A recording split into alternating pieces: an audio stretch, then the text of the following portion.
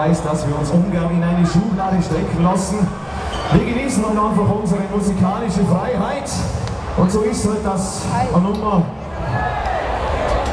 nicht nur nach Volksmusik oder nach Schlager klingt, sondern einmal eher nach Reggae oder nach Country. Oder die andere ist ein bisschen rockig angehaucht. Wie gesagt, das ist unsere musikalische Freiheit, unsere musikalische Rebellion. Und jetzt machen wir wieder eine neue Nummer.